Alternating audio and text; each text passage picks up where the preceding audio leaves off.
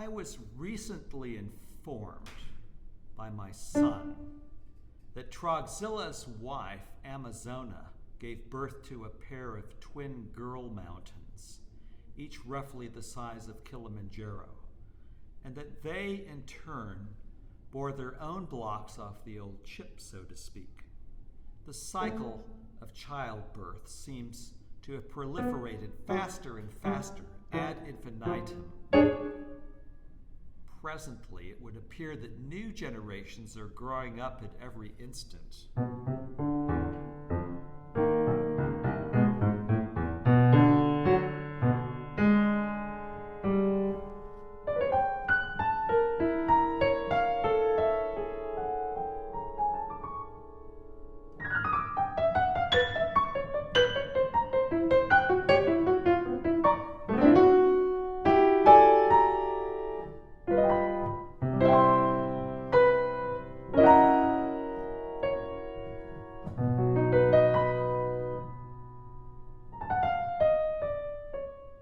At this point in time, I've lost track of my descendants, but I've been told by reliable sources that they're now towering into remote regions of the cosmos, and that the gravitational pull of our planet no longer wields any influence upon them.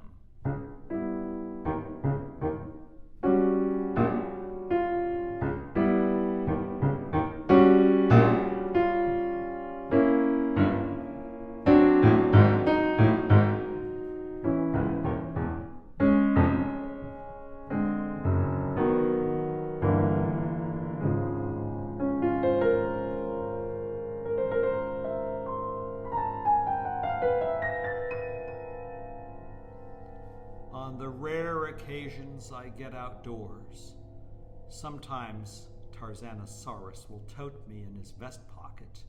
I can make out dark shadows and shapes in the night sky, blocking the constellations from my view. These debonairly free-floating figures, I'm told, are affiliates of the younger generation, zigzagging about their quotidian routines. Occasionally, they're multi-galacticals, to wit, Burger God, Spiral Bucks, Taco Nova, Space Mart, Universal Motors, etc., will make use of the empty ether in our portion of the galaxy to advertise their wares, at which point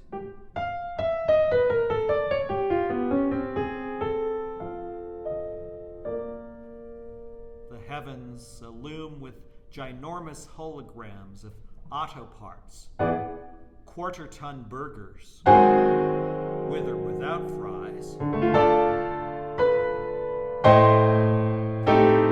stereo components,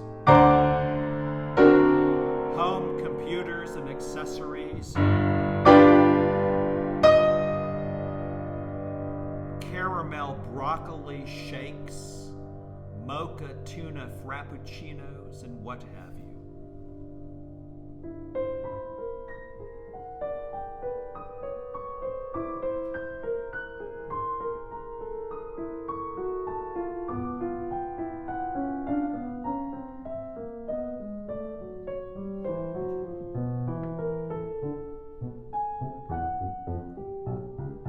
Multi-galacticals, according to a set of studies conducted by a team of specialists overseen by Professor Thurmond Thumble of Beavis State University, were immense corporate monopolies that dominated all spheres of economic life in the cosmos.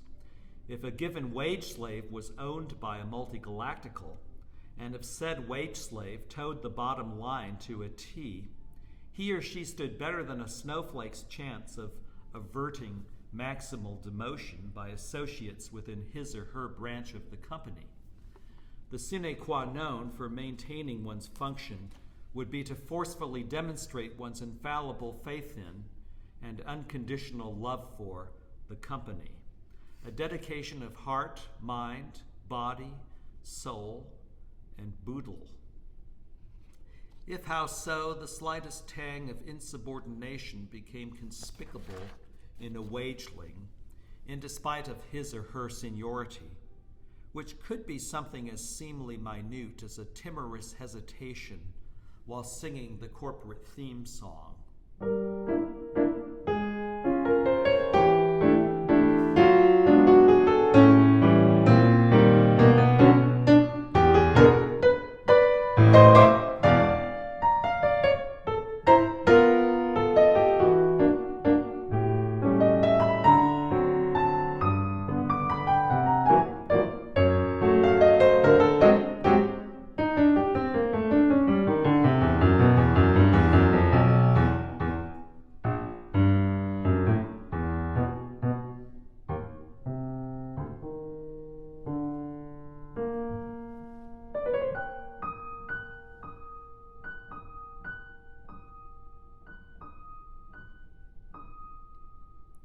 Or a failure to goose-step in perfect time to the corporate parade march.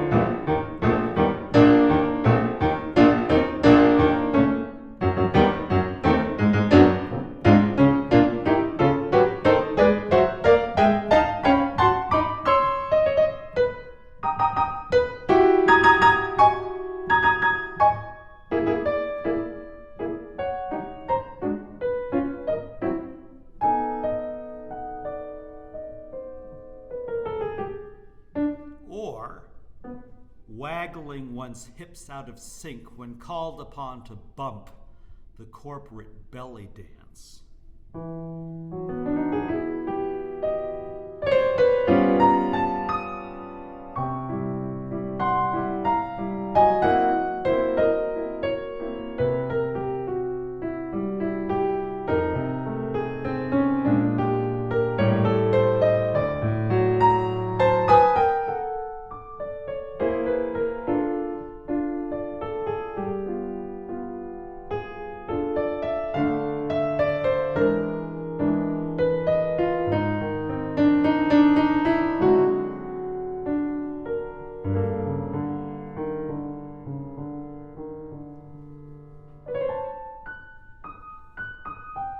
The much dreaded 3 B's would automatically grind into motion: banishing, blacklisting, and beheading.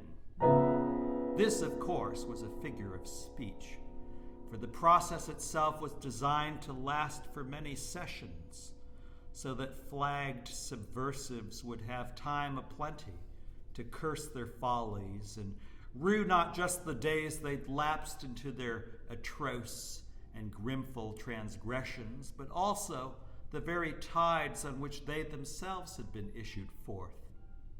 Cost what it may, death, with a capital D, was the all-time verdict, since examples had to be set for the others to witness, lest they too enclasp such contumacious attitudes or mutinous inclinations.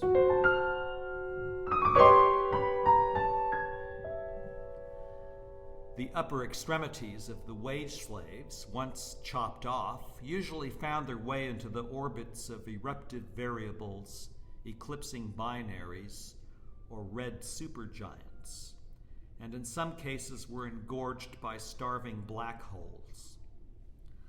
I shall proceed forthwith gal boys and girly men, to wind down this discourse with the outmost chapter of our grave little martyrs' retrospections. Quote, in any case, the commercial wares that were skywritten across the celestial regions were, presumably, manufactured in some unknown nebulae quintillions of light years away. We've never been able to prefix if all this corporate hype was specifically targeted towards our demographic subgroup,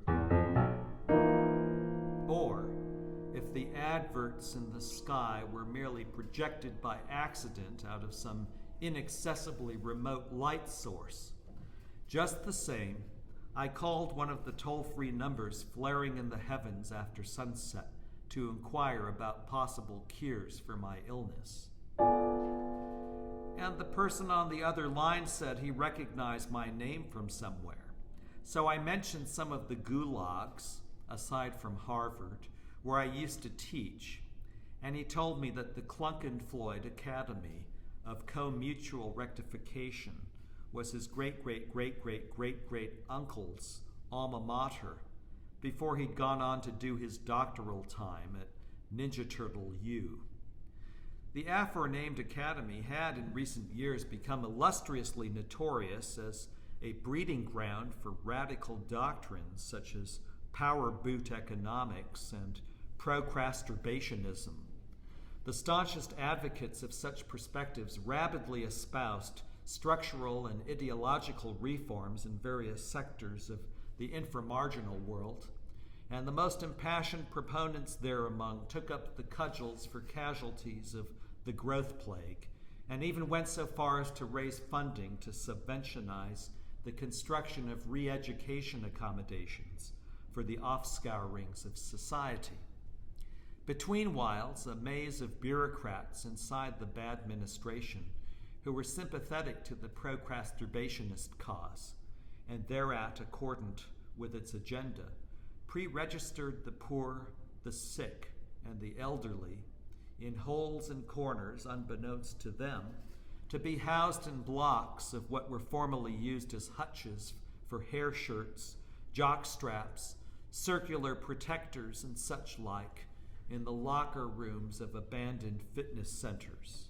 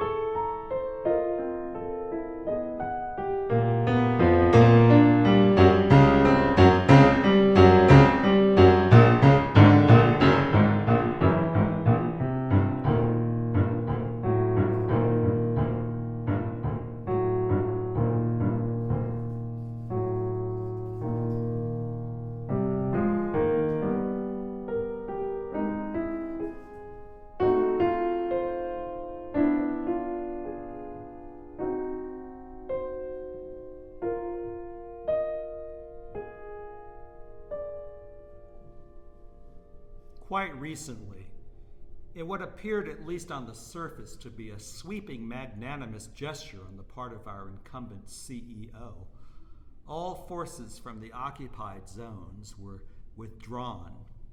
All COINTELPRO agencies were dismantled, and all weapons of mass destruction were laid to rest. Of course, anyone with half the seeds in their pumpkin knew this was a sham, a Machiavellian ruse to garner financial support from non-business circles. Chief Executive Officer Tanglefoot Shreksniff was recognized by his coggers, Pickthanks, and Benny Wee-Wees, as well as by his manifestly venomous calumniators, as being a modern-day Genghis Khan of sorts, and was, ex post facto of his tenure as Holy Supreme Commander of the Biosphere, awarded the factitious Global Police and Pell-Mell Caprice prizes, which, insofar as what exactly such come-by-chance tokens of favor were presumed to signify, was anybody's guess. Straight forth upon his being tarred and feathered, untriped, and deserped by squealing mobs of anarchs, disgrunts, and rebels, he was canonized by the Church of Exxon. In any case, it turned out that the fellow on the phone's great-great-great-great-great-great-uncle was a student of mine back in the 30s, in the days when I lectured under the microscope, and that I remembered him as one of those muscle-loving spuds who got his jollies, making me cower under the lectern whilst threatening to crush me with his MasterCard.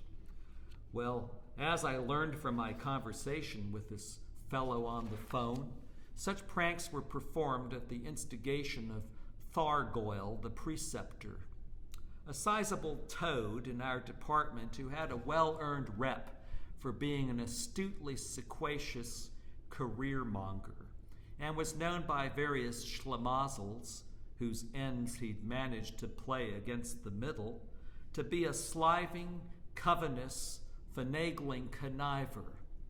Ostensibly, Thargoyle took an active part in emuling the sinistrous machinations, tactical juggleries, and diabolic shifts of his consociates from Hoggins's cabal, and somehow or other always managed to better his station to the irremediable detriment of his senior associates.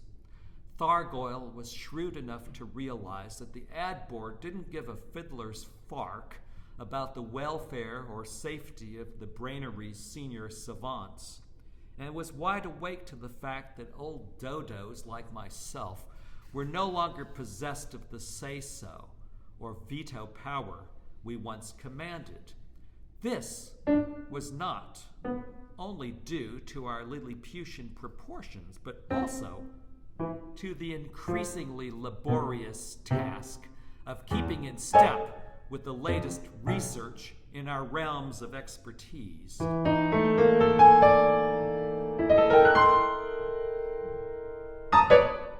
Never mind raising the wherewithal to do so,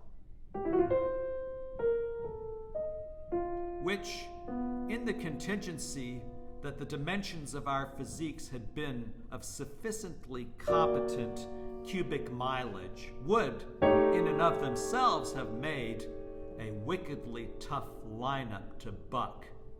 Howbeit, such tall undertakings were made all the more onerous by the logistical problem of finding books diminutive enough to squirrel away in our cribs. It got to the point where we had to clear out entire rooms to store single titles. Housefrows from pole to pole would purchase enormous altars on which to set individual volumes. Such altars, along with their predella, were more humongous in size than your run-of-the-mill umpteen manual 1,000-plus stop department store pipe organs. As one can easily imagine, scholars, pedants, quad-libertarians, and the like would have to spend most of their spare time browsing in bookstores before deciding which titles were pivotal enough to be kept as permanent fixtures in their homes.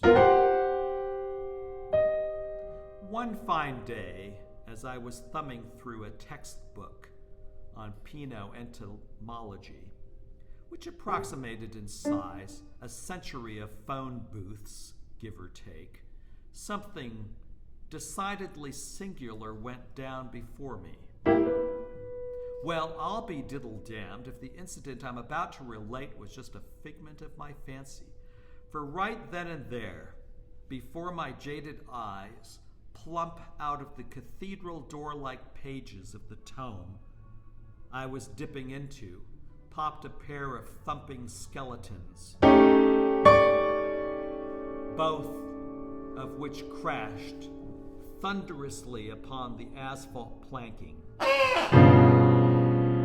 not more than an inch from my being, with the physical impact of a pair of boxcars fit to bust with Bösendorfers of the Imperial Concert Grand variety.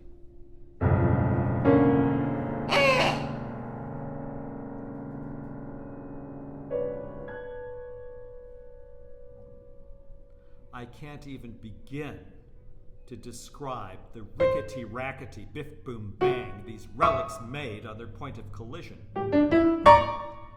Thanking my lucky stars I wasn't scrushed into a pancake, I took the initiative, notwithstanding, to assess the damage around me once the dust devils and whirling dervishes of debris had settled into place.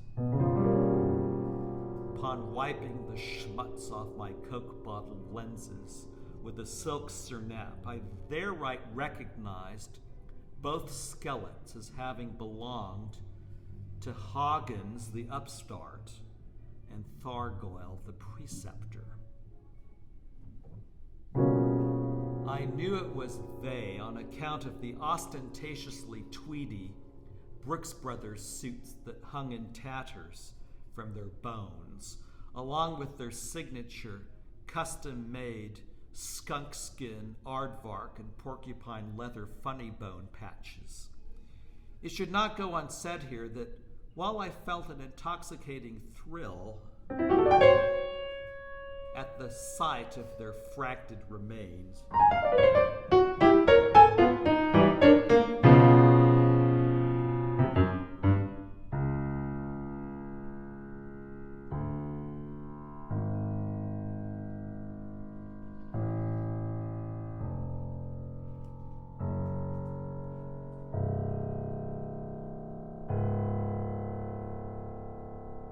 which prompted an appreciative chuckle from my lips, accompanied by the consoling thought that there might be some give and take in the world after all.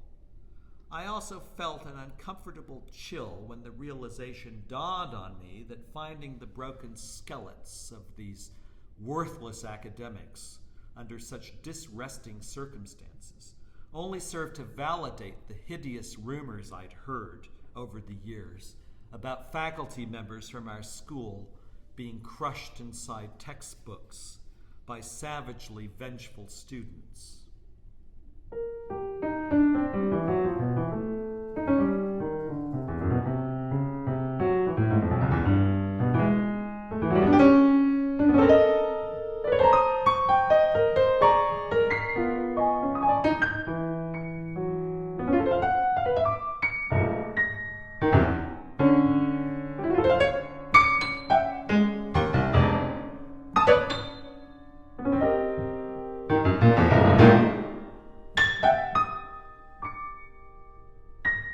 Because the younger generations capitalized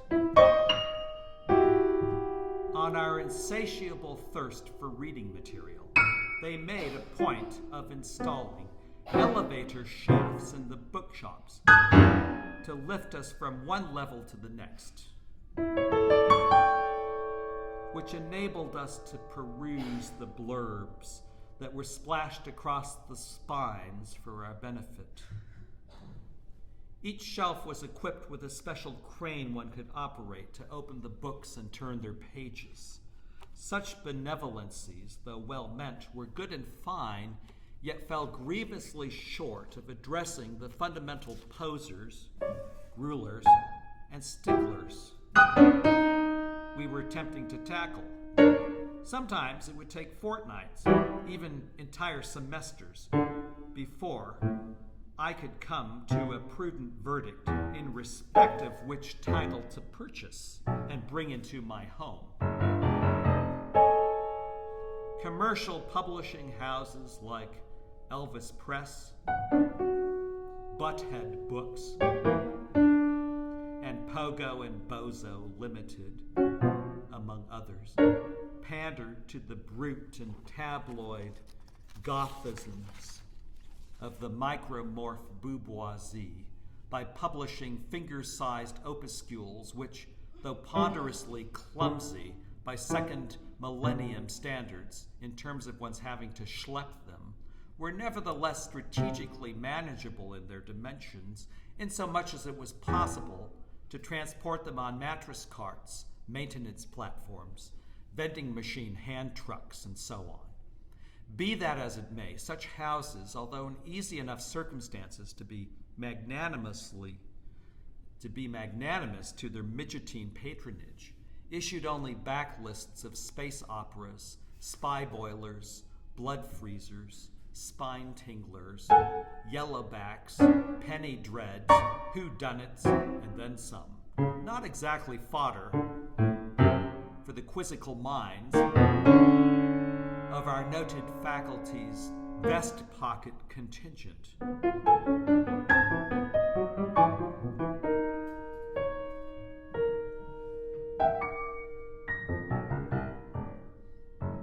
By sheer force of habit, my currency and other liquid assets such as banknotes.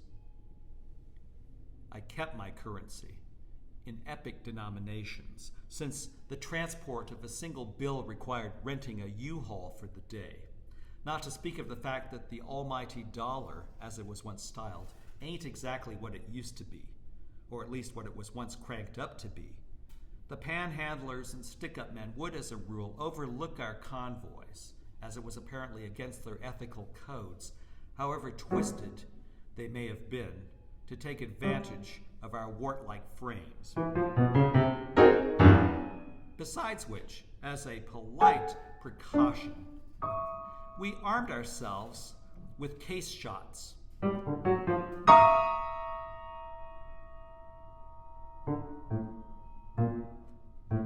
Containing pellets of crushed glass fragments and hydrogen cyanide gas, which could be fired out of ballistic missile launchers from embrasures in our vans. The book clerks, incidentally, were graciously obliging towards us, since they knew we'd let them pocket any spare change we couldn't fit into our trucks.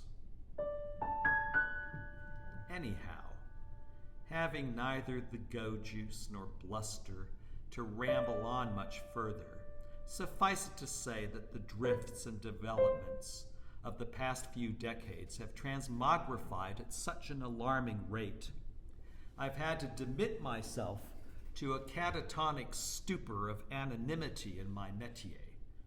The enduring contributions I once made to my discipline are all but clean forgotten. Moreover, I've come to be as good as unseen, if not unborn, to my baby colleagues.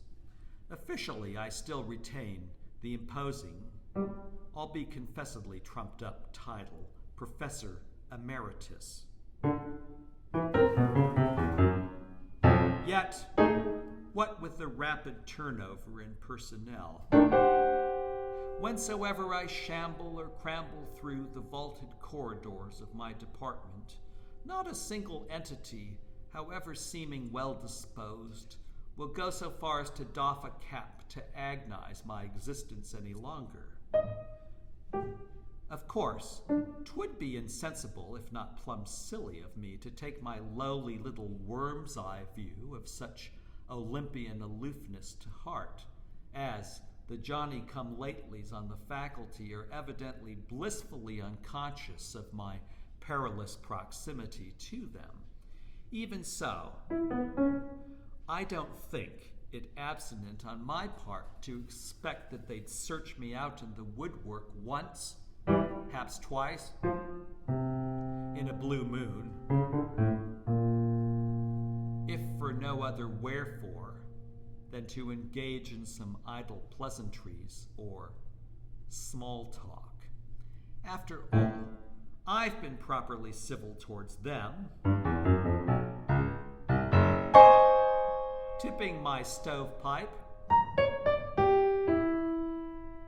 dropping curtsies, nodding, genuflecting, even smirkling cordially in their direction as they waddle past me.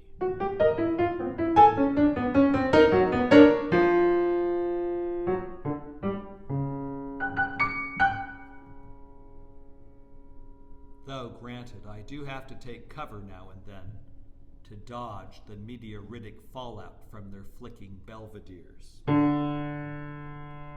or sidestep the blouts of cheese, spam, and cookie crumb boulders hailing from their lunch boxes, or parry the projectiles of peanut shells, candy wraps, pizza crud, spent syringes, used condoms,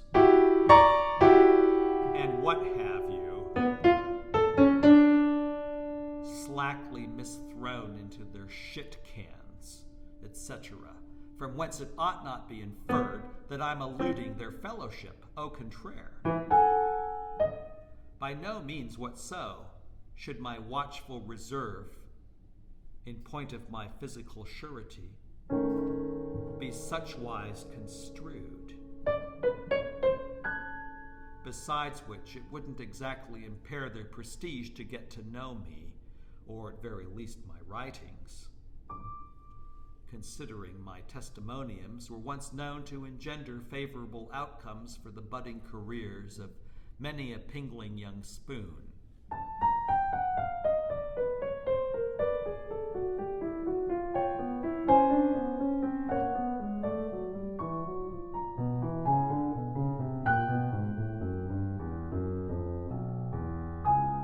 Howsoever that may be, if my baby colleagues are too limpsy to make the effort, not even a sledgehammer from hell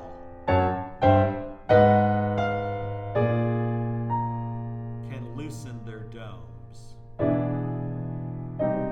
from the marble blocks in which they're encased.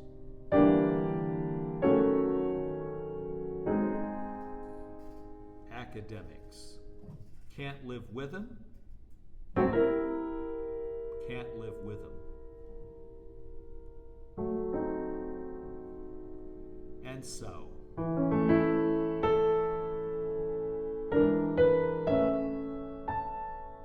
resigning myself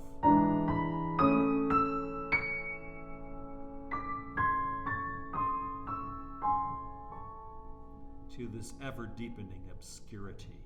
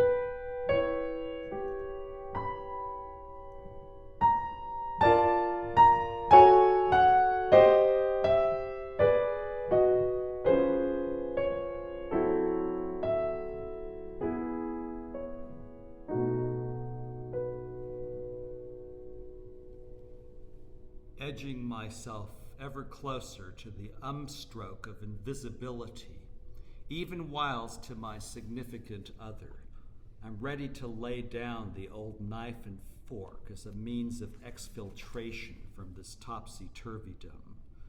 The morbid growths inside my lungs cause me acute, almost unendurable discomfort, especially at night, and it's become increasingly cumbrous to catch my breath. Brunhilde, at my son's suggestion, arranged to have me move from the pepper caster to a breezier location on the windowsill in her boudoir, where the sun shines in from the garden. It helps assuage the pangs to a certain degree, and is altogether preferable to the poor ventilation we have to admit from the perforated top of our shaker. Of late, I've enjoyed reclining in my wing chair beside Helga, watching the neon announcements flashing in the heavens after sunfall.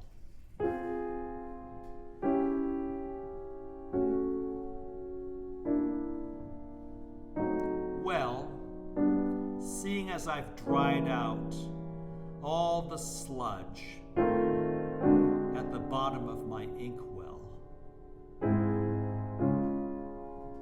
in the course of jotting down these ghost-like recollections, it's high time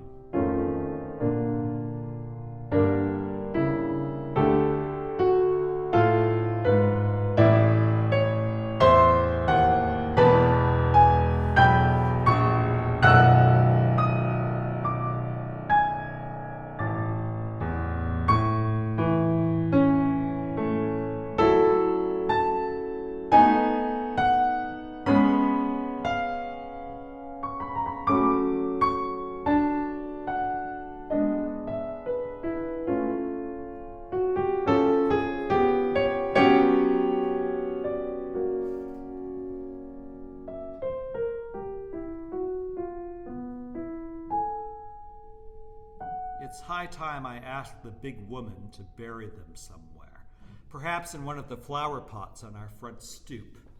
My confidence wanes by the minute, howso, that my cautionary words will ever be uncovered. Nevertheless, in the off chance that they're dug up someday, it's my ardent hope that what I've recorded here will serve as an indicator to whomsoever reads it of the amnesic patterns that recur continuously from one generation to the next. I've seen wars fought under shifting ideological guises, and while there are bona fide endeavors on the part of the powers that be to assiduously, if not systematically, study and learn by osmosis the rude lessons of history, the constructions of past events are uniformly perversified, and the same old power struggles persist. Such currents extend into every facet of our culture, including the arts, the endless shifting of blind spots.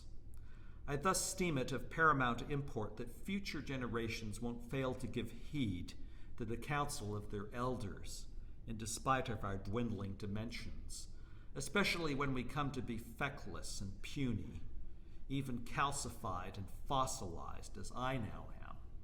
I say this because the unold, to wit, whosoever chances to read this parchment, might upgrave a trenchant insight or two from our deep-buried wells of hitherunto wasted after-wisdom.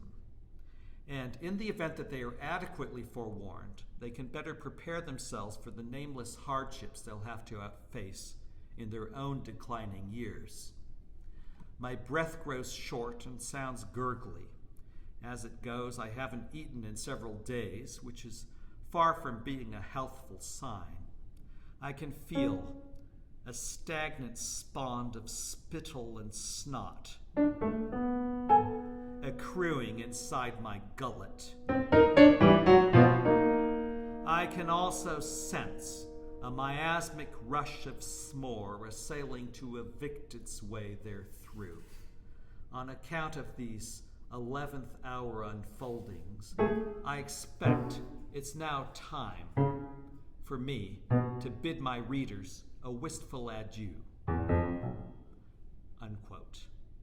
This narrative concludes with Professor Klein's sprawling signature by the date of his passage, April 14th, 2057. Ladies and gentlemen, I want to express to you my profound appreciation at your generous forbearance and self-restraint. Thank you ever so kindly. Good night, and dog bless.